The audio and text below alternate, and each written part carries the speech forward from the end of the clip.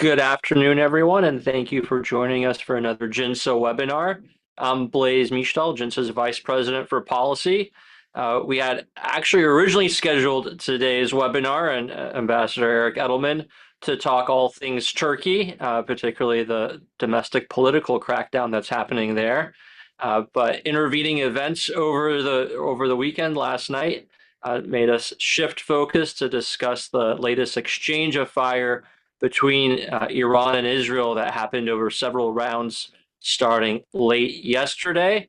So to talk about that, I'm delighted to be joined by Ambassador Eric Edelman, a JINSA scholar, distinguished scholar, I should say, former Undersecretary of Defense for Policy and Ambassador to Turkey. We are also expecting General Yaakov Amidror to join us, JINSA distinguished fellow and former national security advisor to Prime Minister Netanyahu.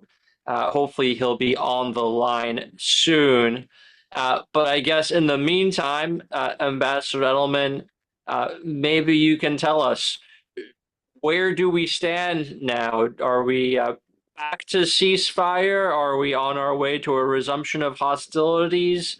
How should we understand what transpired over the last 24 hours? Well, I think this remains to be seen. But I think what's happened here is that the president has, over the course of several weeks, basically signaled to the Iranians in multiple ways that he is very reluctant to return to kinetic military activity. That he really, although he keeps saying they're desperate for a deal, I think it sounds like he's pretty much desperate for a deal because of all the economic disruption that the war has created. And potentially more disruption to come as global energy stocks run down.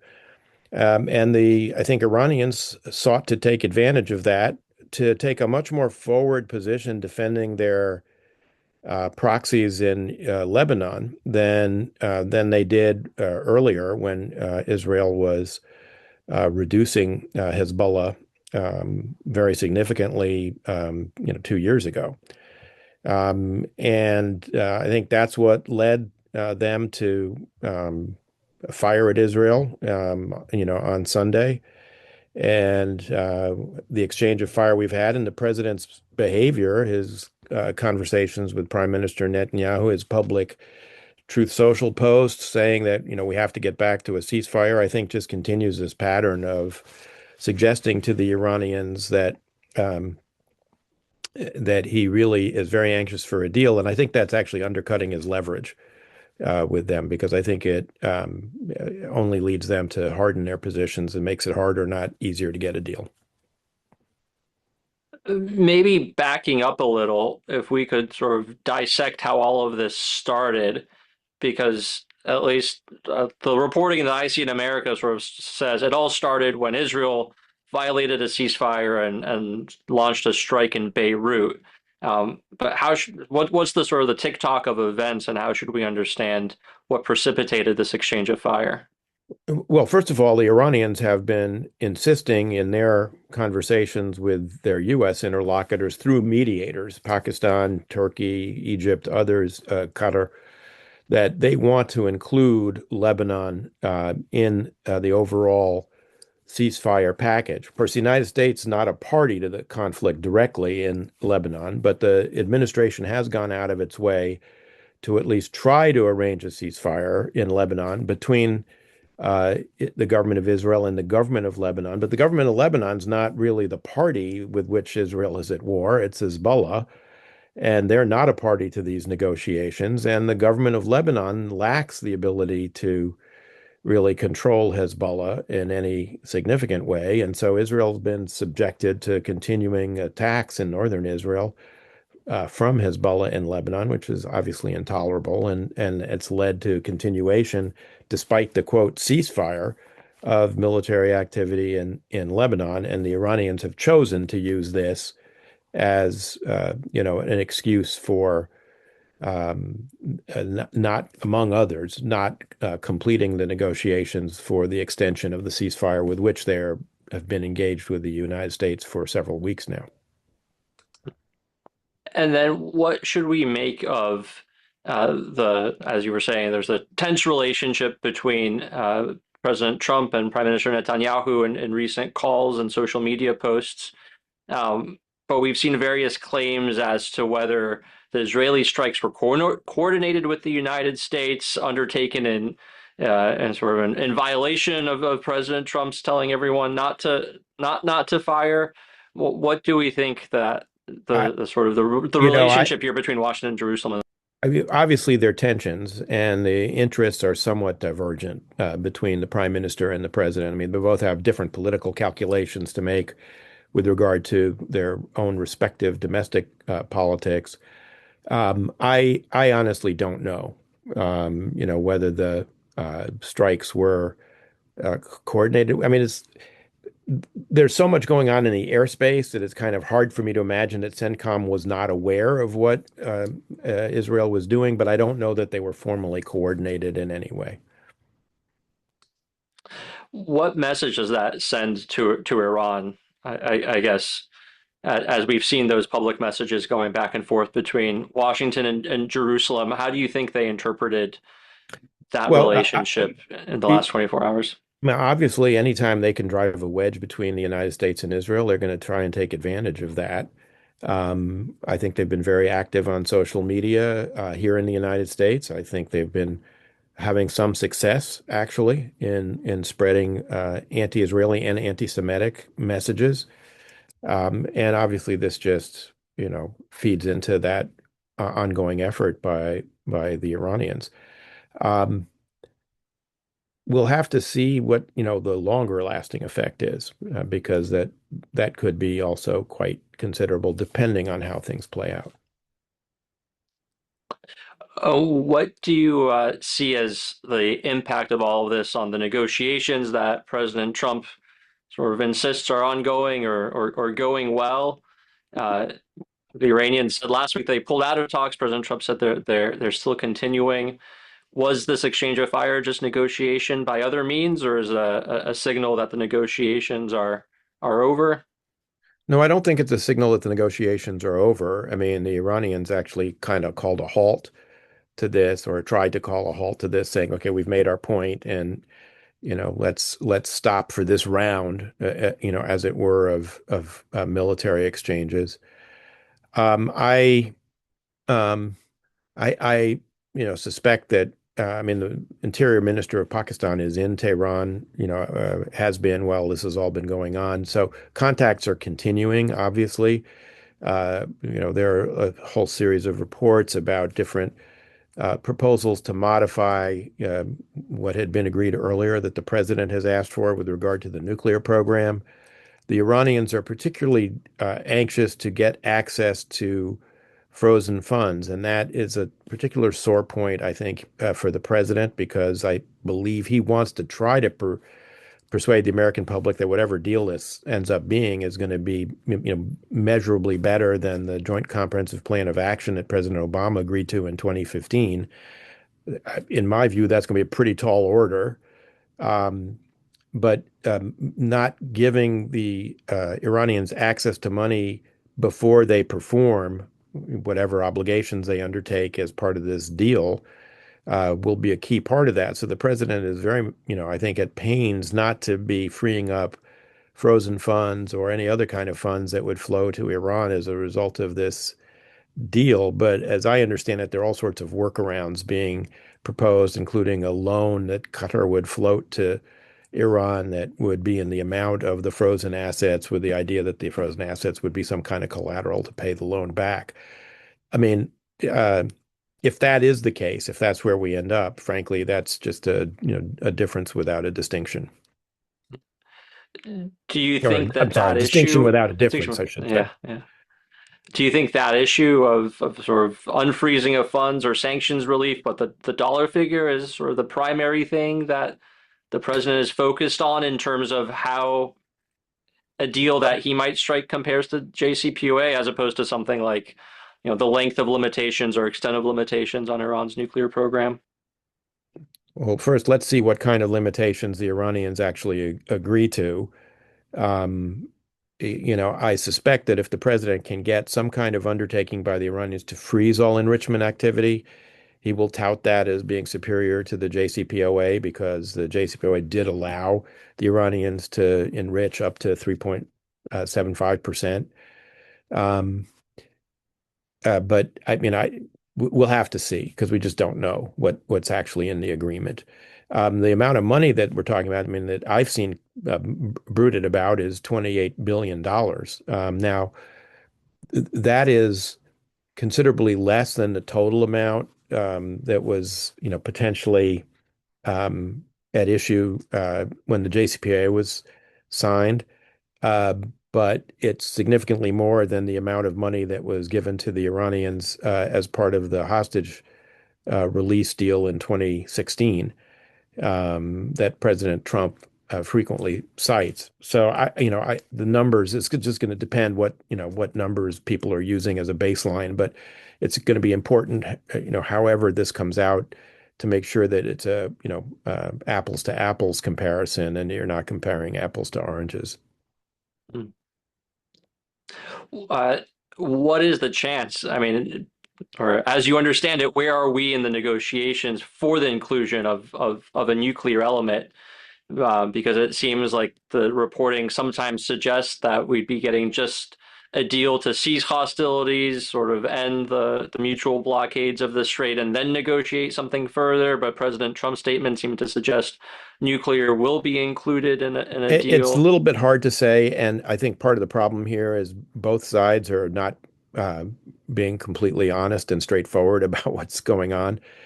Each one has their own reasons for, kind of obfuscating what exactly is, what horse trading is going on here. I think what we're looking at, though, is not so much real concessions on the part of my fear is it's not real concessions on the part of the Iranians. What they're talking about is a extended ceasefire to be followed by ongoing negotiations, and there may be some statements about the parameters, that will be, negotiated that might, appear to be, they might make some statement about, we're not pursuing a nuclear weapon or we're not trying to procure a nuclear weapon, but without really much specificity. So I think that's what the negotiation is about. But again, we'll have to wait and see what actually comes out of this. Well, let me welcome General Amadror. Thank you very much for being able to join us. When we spoke last week, General Amadror, just a couple of days ago, uh, you discussed how Israeli operations in Lebanon were restricted or were, perhaps less than Israel might have wanted due to an agreement with the United States not to operate, not to strike in Beirut. And then over the weekend, we did see Israeli strike in Beirut. Uh, what changed, if I can ask? The agreement which was put on the table by the Americans was very clear. The Hezbollah does not attack inside Israel, and Israel does not bomb Beirut. What happened is that Hezbollah violated the agreement. They attacked inside Israel, and we said, okay, the obligation is cannot be taken only by one side. If one side is violating the agreement does not exist. And we hinted by bombing two empty apartments in the Dahiyeh that we will not agree to a situation in which Hezbollah is violating the agreement, and we are going to keep it. What happened is that the Iranians who said that if Israel attacking the Dahiyeh, they will attack Israel, and they did. So immediately it was clear for us that we cannot agree to a situation which was, in a way, the Americans should be blamed for this situation because the Iranians, it's not only the Iranians understood that the Americans accept the connection between the ceasefire in Iran and a ceasefire in Lebanon, something that from our point of view is unacceptable. We are fighting Hezbollah. We want to destroy Hezbollah capabilities to attack Israel. Hezbollah is attacking every day Israelis, either inside Lebanon, the soldiers, or inside Israel. And the fact that the Iranians and others understood that it is the American legitimizing the position, the stand of Iran in Lebanon is a huge mistake, huge mistake. And we said no, with all due respect to the needs of the Americans, we are going to attack Iran. And that's what we did. And the Americans said that no, that it is a ceasefire, no more. But the question remains: what will be the reaction of the Iranians when we continue to bomb in Lebanon, to kill Hezbollah members, and so on and so forth? We don't have any reason to stop fighting Hezbollah when Hezbollah is threatening our citizens and soldiers and boats. Was the strike in the Dahiyeh coordinated with the United States, or did I the don't United know States that, know it but was going to happen? I think that the Americans knew that it is going to happen, but we didn't ask a permission. And what about the retaliatory strikes against Iran? President Trump seemed to say very clearly that he didn't want Israel to conduct those strikes.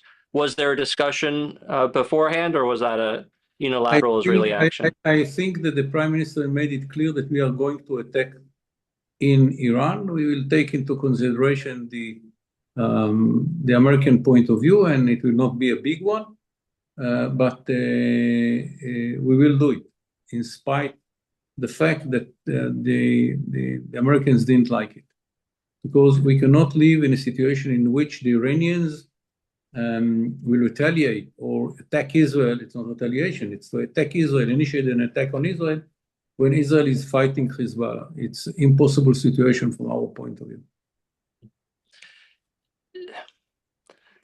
I guess one of the things that very much struck me in the exchange of fire was that U.S. Central Command put out a statement saying that U.S. air defense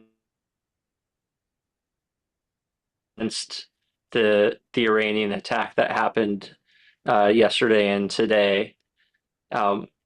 Was that something that was known by Israel that was going to happen? Was that coordinated, that CENTCOM wasn't going to be involved? No. I don't know. From our point of view, the Americans are well integrated into the Israeli system of defense against missiles, and vice versa. Israel is very well integrated into the American system in the whole Middle East, facing threats of missiles, and I don't see how that can change by a decision by someone. It is so integrated into each other that I don't see how it can happen. Ambassador Edelman, let me turn to you, but I'll put the same question to you as well, General Amador. What is the strategic calculus by the Iranians for linking the Lebanon ceasefire to the ceasefire with the United States and the status of negotiations?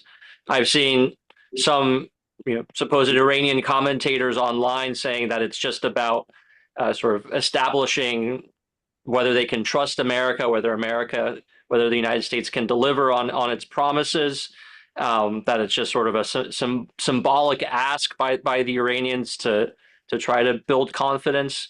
Is that all that's involved here, or why are the Iranians so interested in what's happening in Lebanon? No, for the Iranians, it's crucial. The Iranians are facing a very problematic situation. Their strategy, one of the pillars of the strategy, was to build a proxy system around Israel.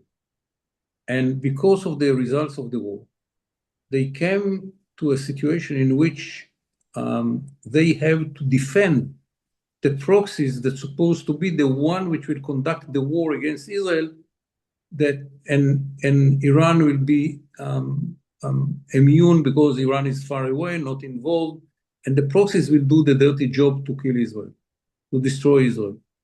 And what happened because of the war, that they are now involved in a war to protect the proxies that's supposed to be the one which will do the war, that Iran will not do it. And they found that they are paying with Iranian currency to save Hezbollah in Lebanon. But they don't have any other alternative because Hamas is not anymore relevant, and they are going to lose the main proxies that they build in the Middle East. And everyone in the Middle East understands if you cannot save your proxy, you don't have to be taken into account in the future.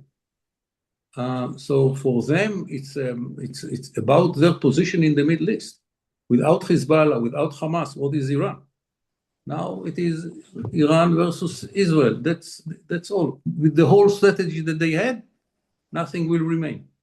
So I think that for them, it's crucial to show, and this is the big mistake of the Americans, that they allow them to believe that there is a connection between the two areas and between the ceasefire in Iran and the ceasefire in Lebanon, in spite of the fact that since the beginning of the ceasefire in Iran, we fought in Lebanon, and there was a ceasefire in Iran. But during the negotiations, they convinced themselves, or they understood from the Americans, or both, I don't know, that there is a connection. And for us, it was very important to put a red line and to say, guys, Lebanon, we are discussing Lebanon future in Washington and not in Tehran. Ambassador, any Yeah, no, additional thoughts? I agree. I agree with General Amidror, which is, the Iranian strategy of creating a ring of fire around Israel is in shards, thanks to the hard work of the IDF and Israel's intelligence services in really laying waste to Hezbollah over a period of years. I think as the ceasefire went on and as the Iranians perceived the president's desire for a agreement, I think they came to believe, I mean, I agree with General Amador, I think they came to believe that they might be able to rescue something out of the wreckage of that strategy, which is why I think the term that they've been using is that they want to create a new strategic equation by linking, as I said at the outset before General Amidror joined us, the theater in Lebanon between Israel and Hezbollah with the conflict with the U.S. and Iran, even though the U.S. is not a, a belligerent, as it were, in the conflict between Israel and Hezbollah. And so that's what I think you're seeing they're trying to do. And I think, unfortunately, the president's desire for a ceasefire is playing into that. In light of this Iranian attempt to keep its proxy strategy alive, how significant is the fact that the Houthis joined in and firing on Israel in this latest exchange? Is it a sort of a demonstration that they're still a potent proxy? Is the fact that they only fired one missile that didn't even make it to Israel sort of show Well, how largely symbolic that yeah. was? Well, first of all, it's very striking that we have not heard much from the Houthis for some period of time since February 28th. Um, I do think that this is indicative, again, of what General Amador was saying. I mean, the Iranians want to show that their proxy network still exists, even if it's been reduced in large measure from what it was before last year, or before 2 years ago.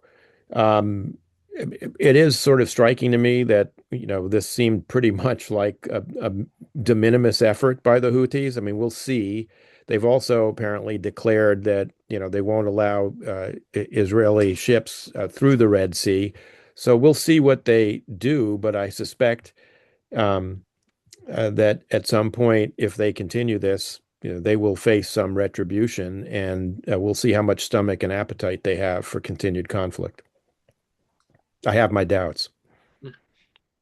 So, given this attempt by the Iranians to create the strategic equation that ties the two theaters together, Ambassador Edelman, and the dangers of that, as General Amador has pointed out, what can or should President Trump do now to try to make sure that that link isn't established to try to break that equation? Well, I mean, I think he could he could say, look, the government of Israel has done its part. It's done a ceasefire with the government of Lebanon. The reason that there's not a complete ceasefire in Lebanon is because Hezbollah is continuing, as the general said, to attack northern Israel. If you want to continue these negotiations, tell them to knock it off. And then we'll get back to that. But we're not going to, prevent Israel from defending itself. The problem I think here is that the president has so, um, telegraphed to the Iranians that he does not want to go back to kinetic military activity. He's even been quoted as saying he won't go back to kinetic military activity unless the Iranians, kill Americans, which unfortunately is a permission slip to kill other people in the region, notably including Israelis, but not just Israelis. Yeah. General Amador, one last question for you, and then I want to open it up to questions from the audience. If you do have something you want to ask one of our panelists, feel free to submit it using the Q&A function in Zoom, and then I'll read it out. But General Amador, given what we saw over the last 24 hours, is there a danger of the United States and Israel diverging and Israel returning to conflict with Iran without the United States or being isolated in some way or disagreeing with the United States over, for example, an emerging deal and the two partners having trouble coordinating going forward on Iran? I hope that it is not going to happen. For us, the test will be the language of the agreement. If the agreement will be strong enough to bring all the enriched materials from Iran and to bring out all the materials, the enriched uranium from Iran, and satisfy us with the continuation of the control on the ground that will not allow the Iranians to bring back or to rebuild the nuclear project. I hope that it will be a better agreement than the one which was achieved by the Obama administration. It will be a big shame if not, because after the success of the United States forces, together with the IDF, to what we did together in Iran, we have all the cards in our hands, and I hope that the Americans will be smart enough to achieve a good agreement. Up till now, from all what was said by the administration, they still want to achieve such a good agreement, and I hope that that will continue. The problem that I see is that we cannot allow ourselves to sacrifice our ability to defend Israel from Hezbollah for the sake of a good atmosphere in the negotiation between America and Iran. And I understand the problem, I understand the tension, and I hope that the Americans will agree that Israel has the right to defend itself, including fighting against Hezbollah in Lebanon as much as will be needed, judged on our needs and obligation for our citizens and soldiers. It's not the first time that the situation judged differently from Washington than it's judged by the decision makers in Jerusalem. It's natural. I hope that it will not lead to something as you described, that Israel will be isolated and so on and so forth. But as you know, there were many years during which Israel stood alone against Iran and against Hezbollah. I hope that it is not the situation with this administration. I pray that it is not the situation with this administration. We have agreement about the goal of the negotiations in Iran. It was agreed by both sides that should bring an end to the Iranian military nuclear project. And I hope that the Americans will not lose the cards that they have. Sticking with that topic, General Amador, we have a question from Laura Kelly who asks, can we go over what Israel's concerns about a U.S.-Iran deal are, where the U.S. and Israel diverge on what a good deal looks like? Is it just the issue of what happens with the highly enriched uranium that remains in Iran, or what are other sticking points that are important for Israel and a good deal? First of all, we were very much surprised by the fact that the Americans didn't put on the table the issue of the ballistic missiles at all. It's like the Obama administration, it's not in the agreement. We had been surprised by the Obama administration. We were surprised by this administration. The ballistic missiles are not in the table. The second issue, which, as far as we understand, Americans and us are on the same page, is about the nuclear project. It's exporting all the enriched uranium and to build a system in which we can be sure that the Iranians are not resuming their efforts to achieve nuclear military capability. Again, this is what we know. This is what the Americans said up till now, that this is their obligation. They committed themselves. The president, in his own voice, said that this is the commitment of the United States of America. But as one was part of the Israeli team which negotiated with the Obama administration about the agreement in Iran, I learned to be very suspicious. I think I was one of those who said the Americans have an obligation and they will and they are committed to this obligation. And this is and at the end of the day, we found that it was change in the middle of the negotiations, and instead of dismantling Iran nuclear project, the Americans moved to postpone and monitor. I hope that we are not facing the same problem with this administration. Again, it was promised by this administration that it's not going to happen. And I hope that they will keep their word. Ambassador Edelman, let me just ask you your opinion, since you've written extensively with us at JINSA about what would constitute a good deal, but also ask you, there were reports late last week that Witkoff and Kushner, the two main negotiators for the United States, traveled to Oak Ridge National Laboratory to meet with U.S. nuclear scientists, presumably to discuss nuclear elements of a deal with Iran. Should we take that as a good sign or a worrying sign? Well, look, I think having done a bit of diplomacy in my life, having expertise on your side is always a good thing. Since that, Messieurs Witkoff and Kushner have been engaged in this negotiation with Iranian interlocutors for over a year, I do, wonder why only now they're sitting down and talking with experts on enrichment.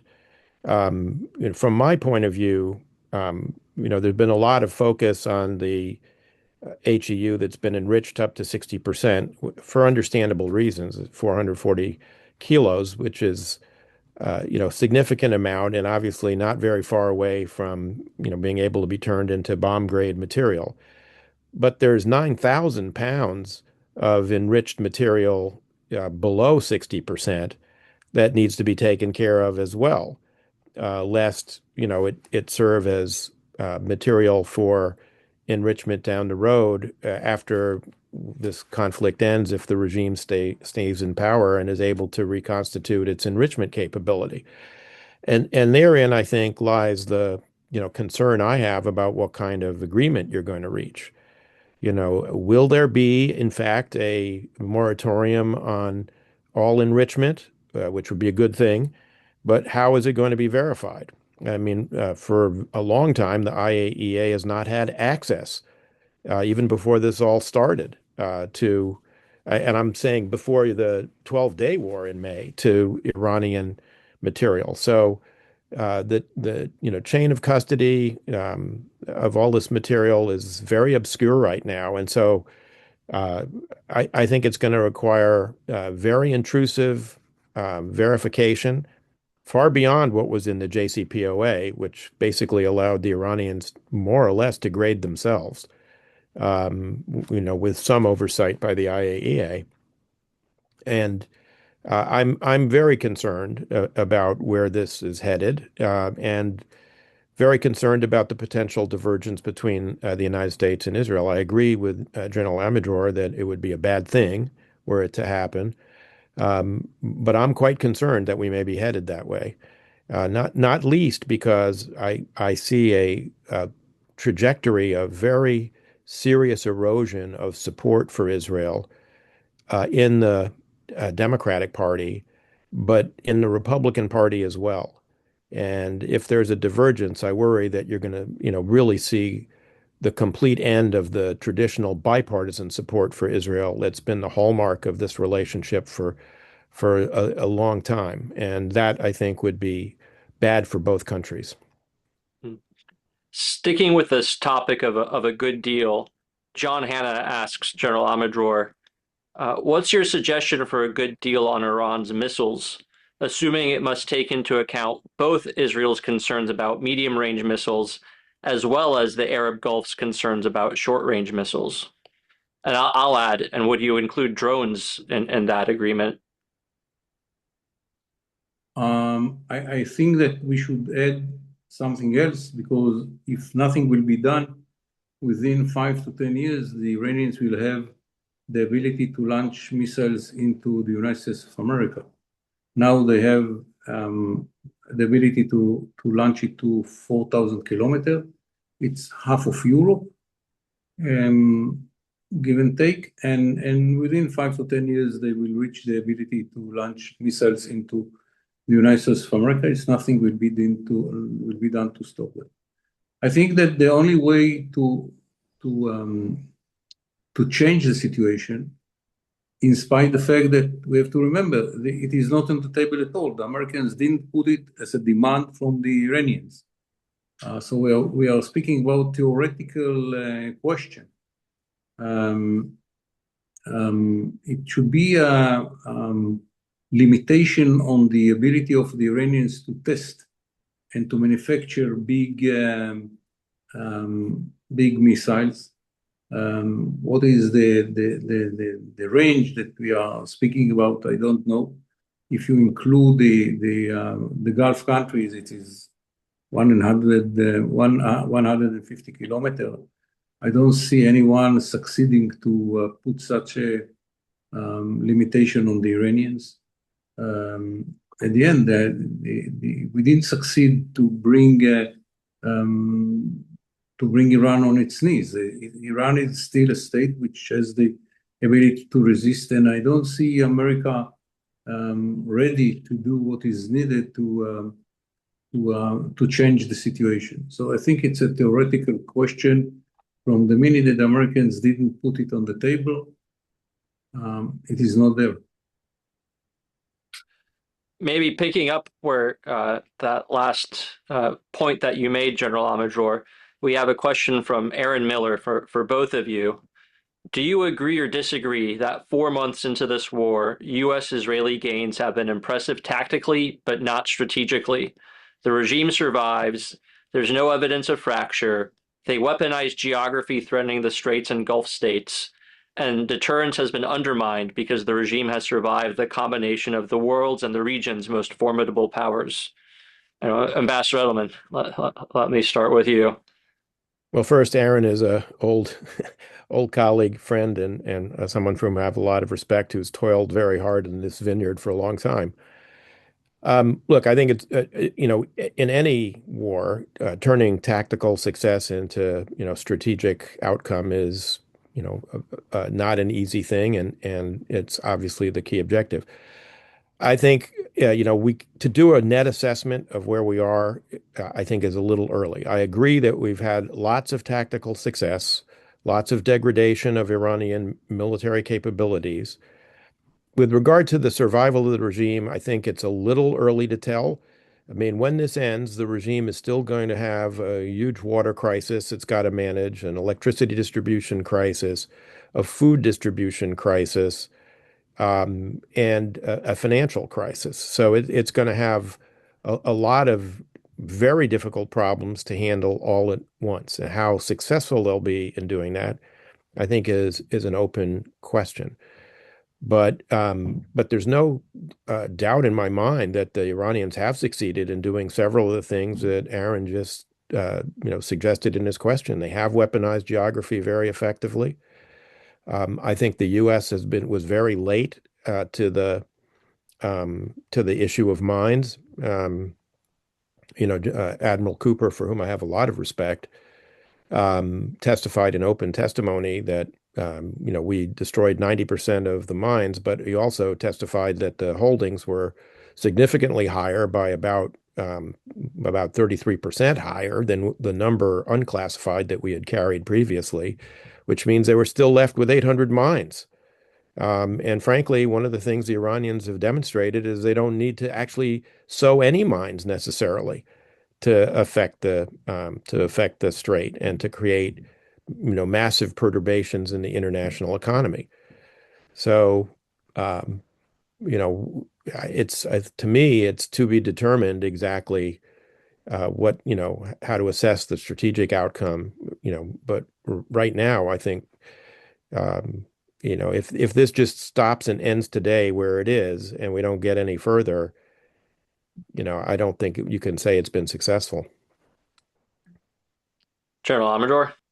I think that the right question is not what was asked by Aaron Miller that I know so many years, but what was the alternative? The alternative, which was offered by some people, is to do nothing, and today we could find Iran with nuclear capability. So I prefer tactical achievement without great strategic achievement on the situation of North Korea, which strategically probably was a great success, but they have nuclear capability. And if I have to do it again and to gain very little, not so important tactical achievements, and to prevent Iran from having nuclear capability and still facing the regime and all the success of the Iranians, which I don't see anyhow, I prefer it on the situation in which we do nothing because we don't have strategic achievements, so let's do nothing, and having nuclear Iran. And remember, it is not just the nuclear. The whole strategy of Iran collapsed. Where is the ring of fire? Does not exist. Now the Iranians are fighting, paying Iranian currency to make sure that Hezbollah will survive. It's not the ability of Hezbollah to attack Israel. Hezbollah is isolated. When the Syrians got out of the equation, the bridge, the land bridge from Iran to Lebanon does not exist anymore. They cannot provide Hezbollah with weapon system. They can provide it with money.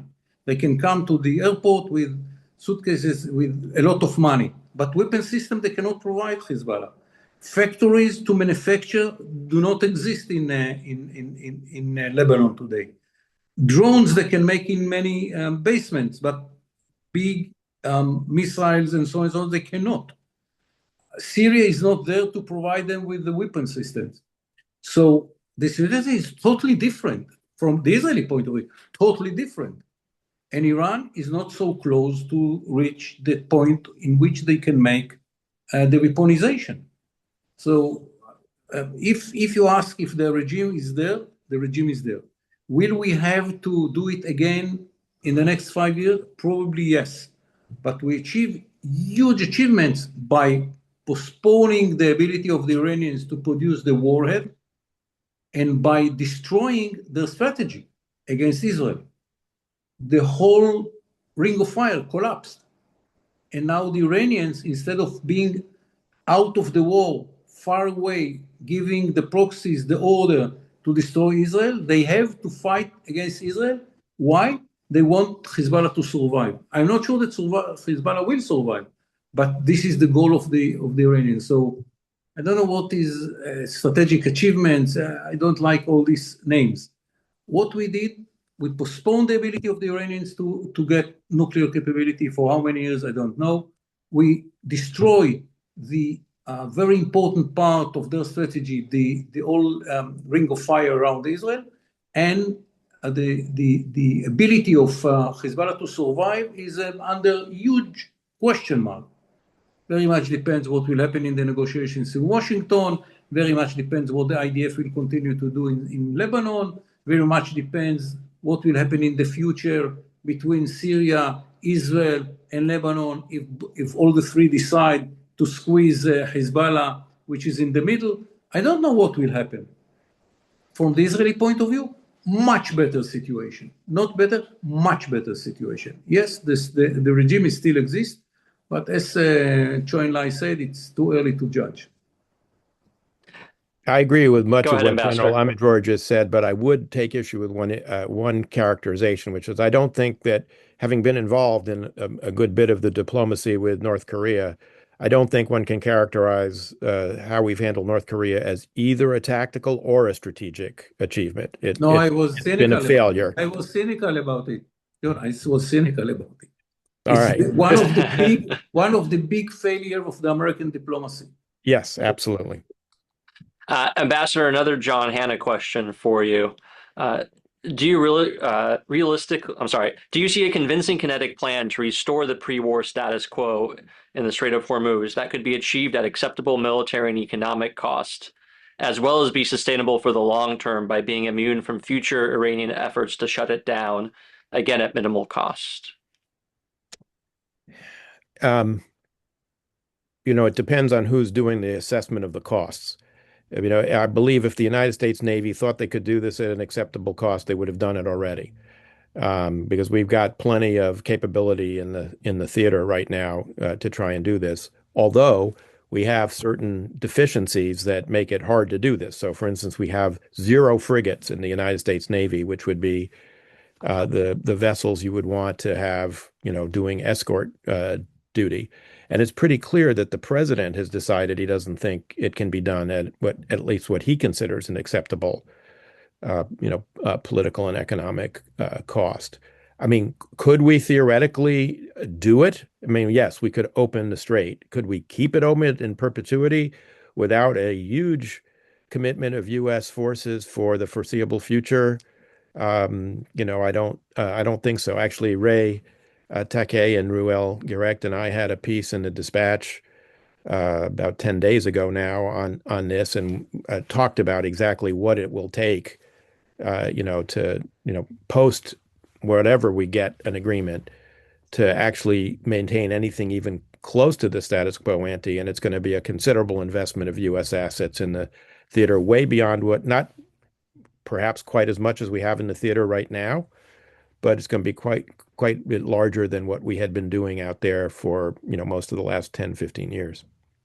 I believe that investing in pipelines which will bypass the Gulf, either down or towards Jordan, Israel, and so on, will be cheaper and better for the future. That the Hormuz Strait will lose their importance as the bottleneck of the export of energy by making other ways more viable.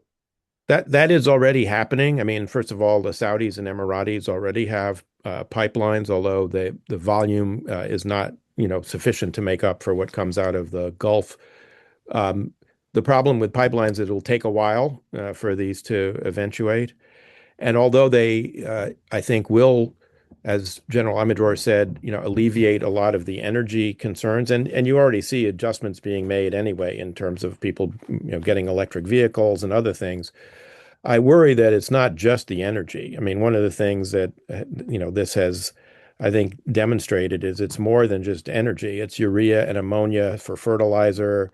It's helium and sulfur for manufacture of microelectronic chips and things like that, that are crucial for the global economy. So I agree with General Amador that pipelines are going to be helpful here in mitigating some of the damage that the Iranians have done and reducing some of their economic weapons, but not. I don't think it's going to solve everything because there's still going to be some issues. Those things really can't be. I mean, there's not a pipeline for some of those things, and land transport is not an easy substitute for coming out of the Gulf in large ships. All right, let's finish up with a question from JINSA's chairman, David Steinman, who asks, some commentators have said that this is a religious war and the Iranian regime literally cannot make the kind of deal we are pursuing without violating the principles of their religious obligations. How do you see those opinions? General Amadror, do you want to? I remember Khomeini saying that there are times in which you have to take the poison because there is no any other alternative. And he was as religious as the guys running today Iran. It very much depends what the alternative that they are facing and how strong is the threat that they know might come. And I think that here it very much depends on the American side. No, Ambassador? I agree with General Amadror. I think it depends on their sense of their own vulnerability and what they need to survive. And I wouldn't rule out that they can make an agreement. Whether it's a good agreement or not, it's going to depend on a lot of other things. But as long as that regime is in place, I would say, given its both religious and ideological makeup, as long as the regime is in place, it's going to be a huge problem for Israel and it's going to be a huge problem for the United States. So for folks who want to reprioritize and put all of our emphasis on the Indo-Pacific, for which there's some argument, I don't see how we are able to do that as long as we've got that regime sitting out there. All right.